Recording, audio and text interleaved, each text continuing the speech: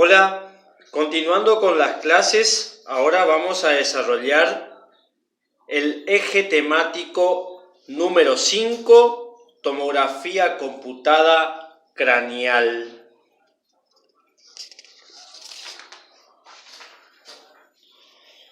Selección de plano de imagen. En un topograma sagital de planificación se determina el plano de imagen deseado, paralelo al denominado plano meato-orbitario.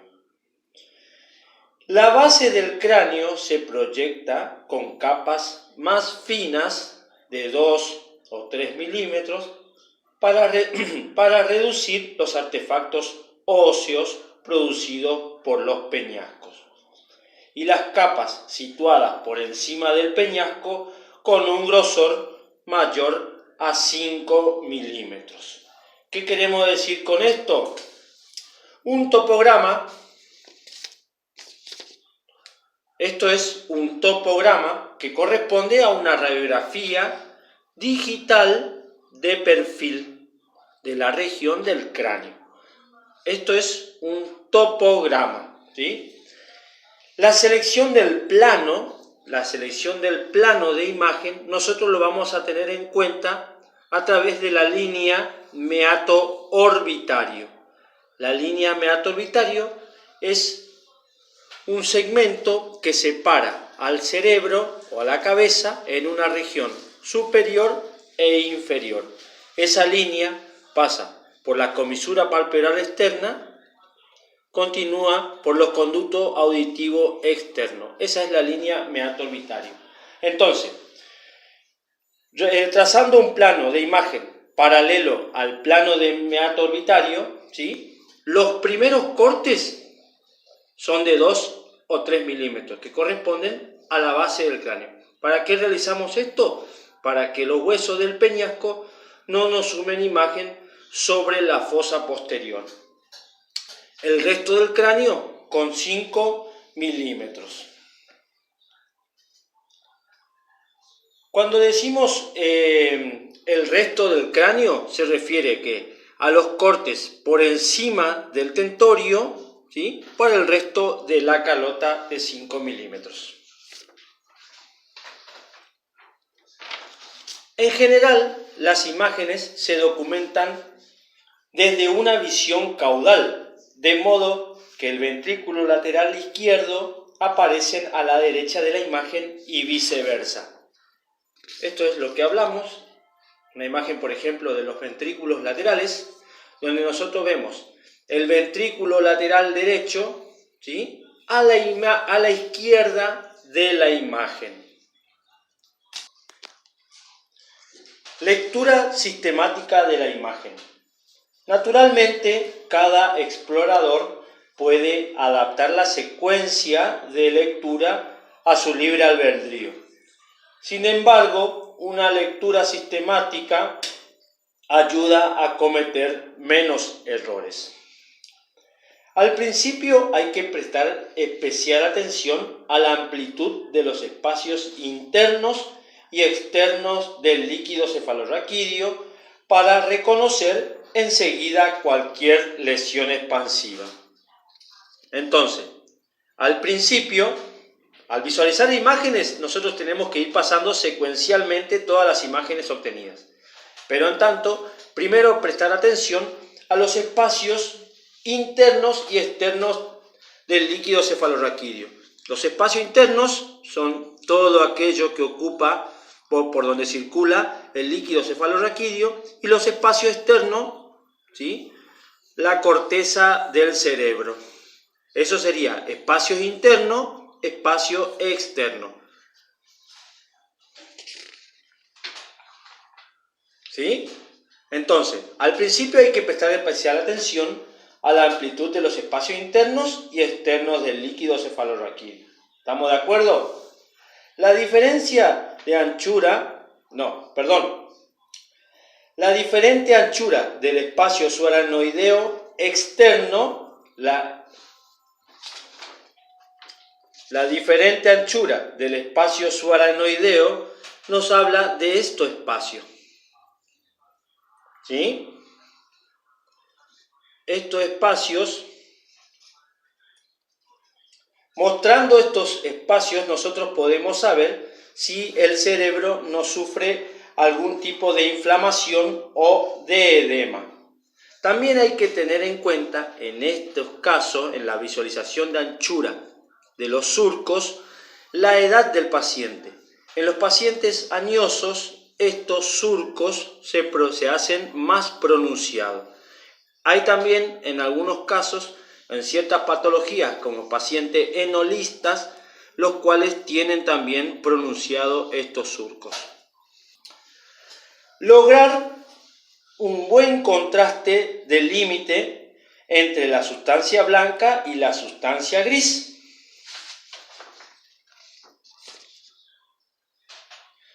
Lo más oscuro corresponde a la sustancia blanca y lo más claro corresponde a la sustancia gris. Esta es la imagen de muestra.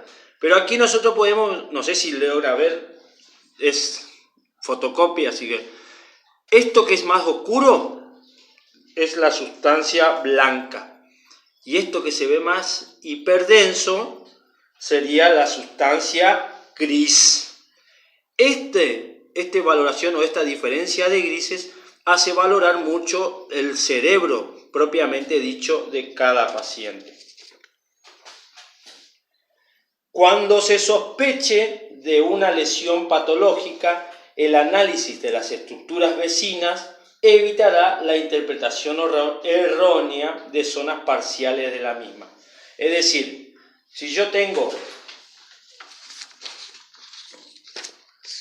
una imagen sospechosa, como ser esta área más hipodensa, tengo que mirar la siguiente imagen y puedo visualizar que esa misma imagen hipodensa correspondía a parte del ventrículo lateral. La lengua era. Anatomía normal del cráneo. El estudio comienza normalmente en la base del cráneo y continúa en dirección ascendente.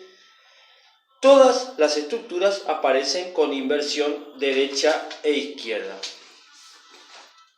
Volvemos entonces. El estudio comienza en la base del cráneo y se continúa en dirección ascendente. Todas las estructuras aparecen con inversión derecha e izquierda. Como explicamos, se refiere a lo que yo veo a una estructura derecha, lo veo en la imagen izquierda. Recordemos que ya en clases anteriores se habló de la orientación anatómica. El topograma nos enseña la posición correspondiente de cada imagen. Es decir, primera línea, voy a visualizar la imagen 1, 2, 3, 4 y así sucesivamente. Al visualizar las imágenes se debe comprobar, en primer lugar, si hay algún área de aumento de partes blandas que pueda indicar traumatismo cráneoencefálico. Entonces, cuando vamos a visualizar nuestras imágenes, ¿sí?, debemos comprobar primero el aumento de las partes blandas, o sea, por fuera del cráneo, que pueda indicar traumatismo. En estudios postraumáticos, recuerde utilizar la ventana ósea para poder visualizar con mayor recaudo todo lo que es la estructura ósea. Para esto, podemos descartar fracturas. La aparición de líquidos en las normalmente neumatizadas celdas mastoides o en seno frontal puede indicar fractura, ¿sí?, por la presencia de sangre en los senos frontales, o de infección, la presencia de secreciones, tanto en las celdas mastoides como así también en algunos cortes bajos que pasen a la altura de los senos maxilares y etmoidales.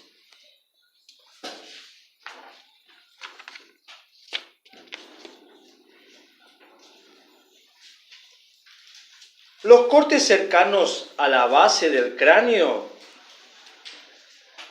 los primeros cortes, ¿sí?, se ven limitados por artefactos. ¿Vieron estas pequeñas líneas? ¿Sí? Estas pequeñas líneas no es parte de la anatomía del cráneo. Estos artefactos son producidos, ¿sí?, por los huesos del peñasco. El hueso esfenoidal. En el hueso esfenoidal nosotros tenemos las alas mayores y las alas menores, correspondiente al esfenoide. En estos cortes podemos encontrar entonces el esfenoide, ¿sí?, las celdillas mastoides, todas tienen su identificación con el número. Cuando ustedes lo estudien, vean cada número correspondiente a cada imagen. En el libro que está cargado en el aula, pueden identificar cada una de las imágenes que les estoy mostrando. Entonces, en el primer corte nosotros vamos a visualizar el hueso occipital, el hueso esfenoidal, ¿sí?, ala menor, ala mayor. También podemos encontrar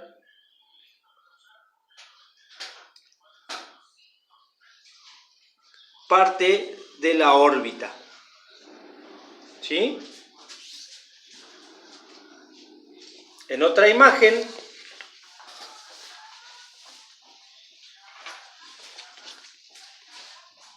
podemos identificar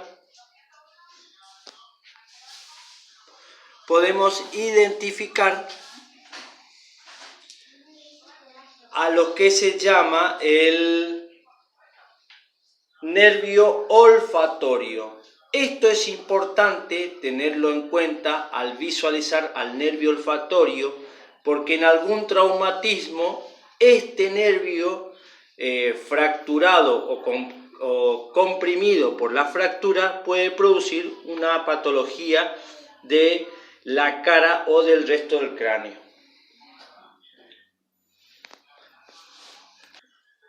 Siguiente corte, pues vamos a empezar a ver, ¿sí?, además de todas las estructuras conocidas como el esfenoide, el occipital, vamos a empezar a ver los senos frontales, ¿sí? Los senos frontales, esta cavidad neumatizada corresponde a la parte de la cabeza, del hueso conformado por delante por el hueso frontal. El hueso frontal, como dijimos, las celdillas mastoides, el nervio olfatorio. En otra imagen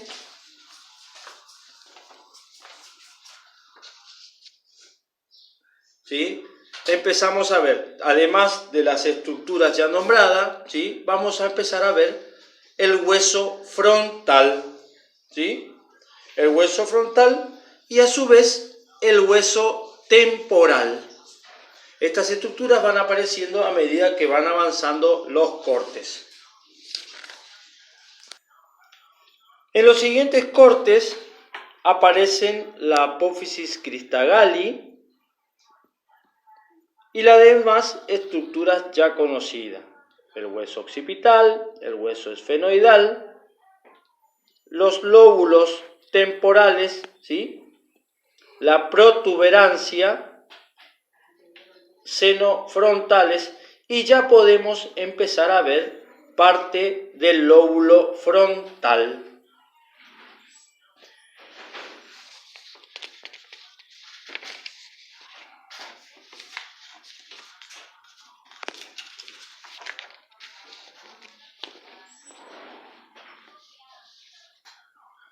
Además de todas las estructuras ya conocidas, vamos a empezar a ver con mayor predominio al lóbulo frontal, ¿sí? Y en este corte aparece un órgano importante, no el órgano, sino bien la estructura que contiene a ese órgano, como ser la silla turca, en la cual nosotros encontramos a la hipófisis. Es importante reconocer esta anatomía, ya que hay patologías que por el tamaño de esa estructura podemos saber si esa glándula está afectada o bien corresponde a una glándula patológica.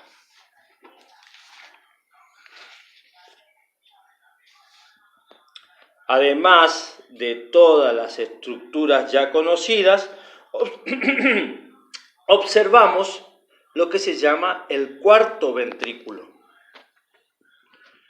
En esta imagen es importante reconocer en aquellos pacientes con hemorragia masiva que este espacio se encuentre ocupado, quiere decir o habla mucho de las condiciones vitales del paciente. Si este sector yo lo veo hiperdenso, puede corresponder a la presencia de sangre. Y sangre en este lugar habla de un sangrado masivo. Lo otro que aparece es el pedúnculo cerebeloso. Es el mayor predominio de toda la anatomía, ¿sí?, en la parte posterior de la visualización de imagen. Pedúnculo cerebeloso, ocupado también por el cuarto ventrículo y el bulbo raquídeo. Lo otro que me identifica la separación, o bien que a partir de ahí comienzan los cortes más gruesos, es la presencia de la tienda del cerebelo o el tentorio, ¿sí? A partir de aquí yo sé que los cortes se vienen más gruesos. Los efectos de volumen parcial de la órbita o de los peñascos podrían confundirse con hemorragias recientes del lóbulo frontal o del lóbulo temporal. Por ejemplo, las imágenes de volumen parcial de la órbita, o es decir, del techo de la órbita, porque esto corresponde, al ver esta hiperdensidad, yo sé que se trata de un valor alto, correspondiente al calcio, ¿sí? Este corte, donde yo puedo ver un volumen parcial, ¿sí?, porque veo estructura diferente con respecto a esta estructura hiperdensa. Lo mismo aquí, separado de todas las estructuras, yo veo estructura hipodensa, estructura hiperdensa. Puede corresponder a un sangrado reciente. ¿Por qué reciente? Por el valor a la escala de gris. Esta hiperdensidad puede corresponder a un sangrado reciente, pero no. Esto corresponde a parte del techo de la órbita y a parte de lo que es el peñasco.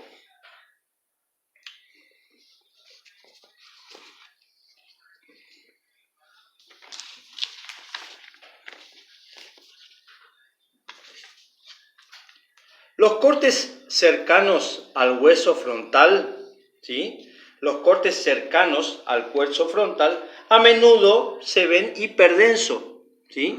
¿Vieron cómo se ven estas hiperdensidades? Cuando todas estas estructuras son del mismo gris. ¿Por qué? Porque corresponden al cerebro.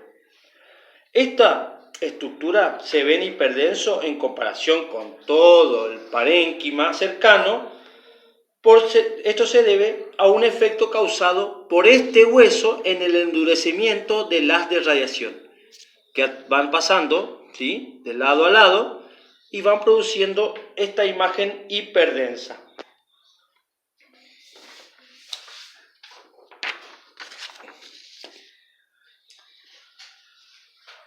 En este corte, ¿sí?, que ya terminamos la parte de la fosa posterior, donde se termina con los cortes finos, ¿sí?, ya podemos observar la mayoría de estructuras internas, todas de partes blandas.